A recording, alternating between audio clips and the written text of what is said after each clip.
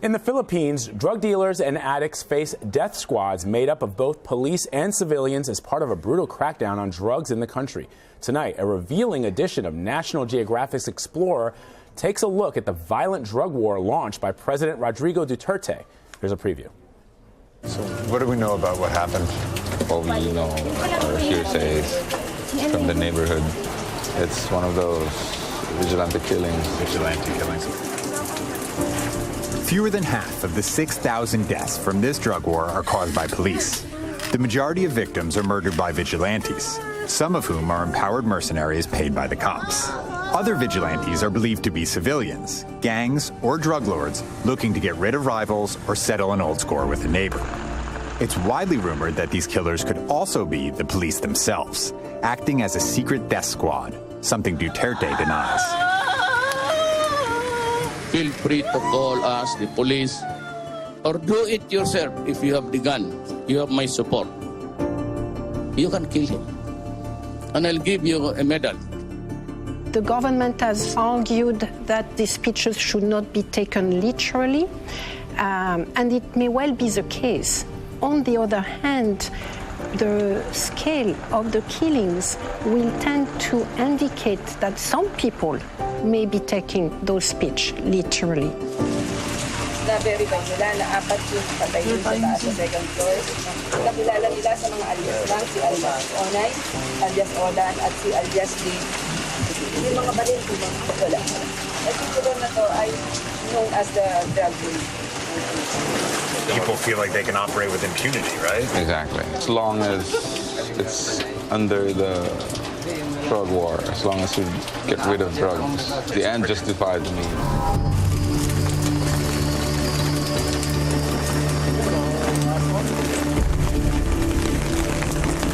So we're only 4 hours into our overnight shift with the press corps, and we've already got 5 bodies.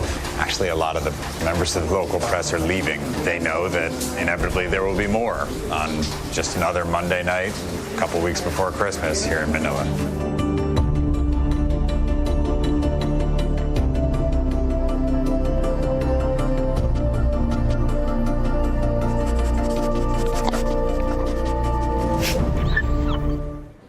Joining me now is a reporter you saw in that clip, Ryan Duffy. Ryan, thanks for stopping by. Thanks for having me. So, President Duterte took office in June of 2016. As you said, more than 6,000 Filipinos have died because of this war on drugs. Give us a sense of what it's like when you talk to some of these family members who've lost family members in a country where it doesn't appear, at least when it comes to this, that there is any kind of rule of law or even due process.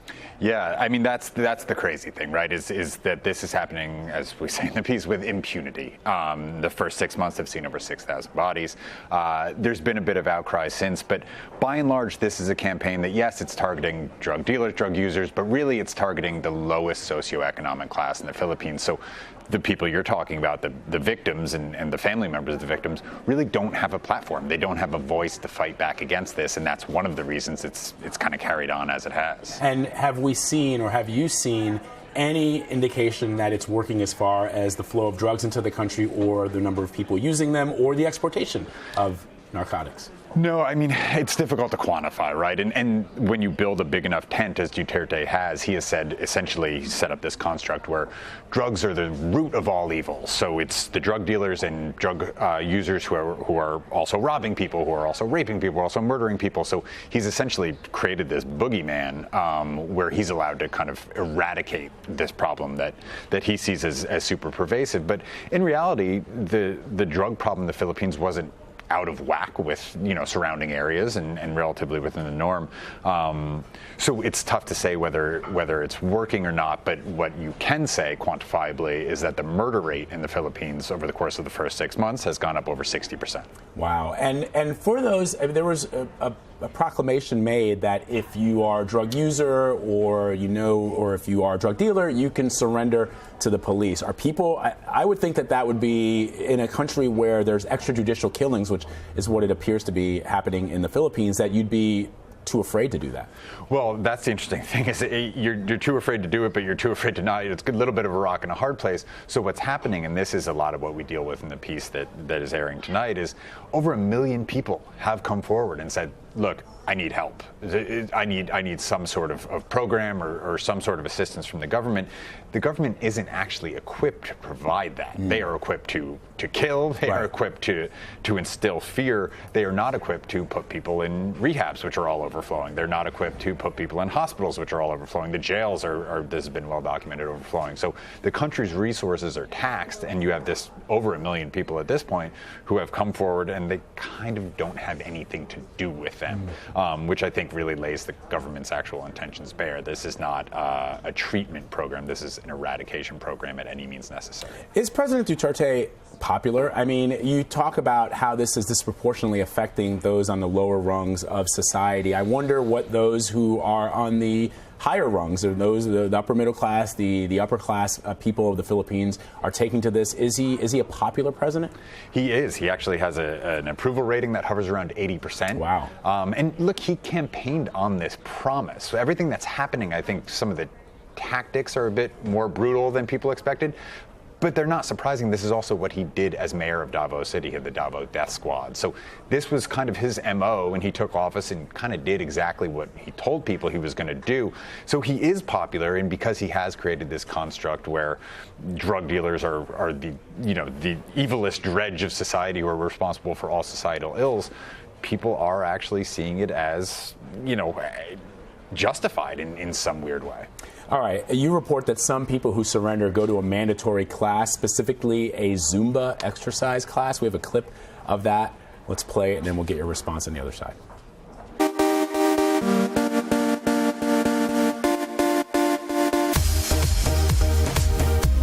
So how did you first get involved in this kind of program, Zumba for Surrenders? I want to be part of their change because Zumba is the way to change. Zumba is the first step to change. Change, yes. It's interesting. I've never heard that before. You're put on a list, you decide to surrender, you fill out a form pledging you won't use drugs again, and then from there they say, okay, step 1, Zumba. Meet Rodrigo. Let's go. Detox. All right. Detox. Cool. Zumba appears to be the Philippines' most lighthearted way to address the drug problem. A dance party to sweat your way to sobriety. But the class is also surrounded by cops who are taking photos of everyone here. What happens to folks who are supposed to be here who are not here? Are the consequences potentially fatal? I'm not in the position to answer that. Right. Because I don't know really what will happen. Because I am just the Zumba instructor. All right, so that's a study in contrast there. On one hand, we talk about the fear that the folks there have of perhaps being killed in an illegal manner. And on the other, the government is saying, look, if you got a problem, go to this Zumba class. Is it that they're going to the class because it's a way for the government to track them down? Or is it really a program that they're offering for people to get better? I guess it's kind of both in a way, right? It is certainly a tracking program. You saw cops around the perimeter of that class. They were taking attendance, and people who weren't there were noted, and people were dispatched to go track them down. But it is also, I think, a somewhat lighthearted illustration of this kind of patchwork solution that people are trying to come up with on the fly. Because on one hand, you do have the government and potentially nefarious motives, but on the other hand, you do have, the Zumba instructor and a lot of the community organizers we talk to, faith-based people, who are trying to come up with something, popsicle sticks and chewing gum style, to help these million-plus people who have surrendered and who are trying to escape this brutal drug war. The president has said, or has encouraged civilians to take matters into their own hands. In that clip that we played, he said, I'll give you a medal if you do that. Are people, civilians who are not police officers or members of the military, who kill drug dealers, whether they are innocent or guilty, are they being tried? Are they being arrested? Are they being convicted, or no? There's virtually no accountability right now, and that's what they've created, is essentially a permission structure for murder. And that is at times carried out by the cops, at times carried out by vigilantes, but at times it's just a great chance for someone who has an old grudge in their neighborhood to all of a sudden take the law into their own hands, and that's a tough genie to put back in the bottle once you've allowed murder, right? Yeah, and I guess I wonder, I'm really excited to see this piece. I mean, when you talk to the police, or even at the highest levels of the Philippine police force, I mean, are they supportive of this on camera? Are they saying this is a good thing? Or are they like, hey, we're trying to keep a handle on this ourselves. It's really hard for us to go after these drug dealers and after the vigilantes. They are, I mean, look, they stop short of saying, look, we're out here taking the law into our own hands. Of course, they stop short of saying that.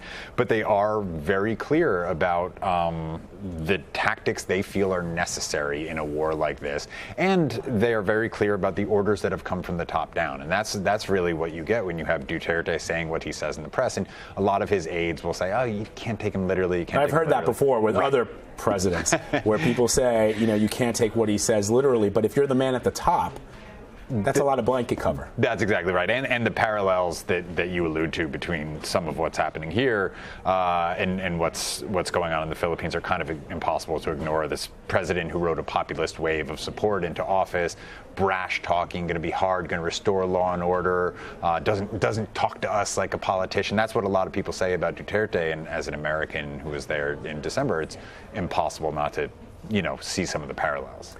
Really fascinating stuff. Ryan Duffy, thank you so much for your time. We really appreciate it. Thanks for having me. You can watch Ryan Duffy's full report, Drugs, Death, and Duterte on National Geographic tonight at 10 p.m. Eastern.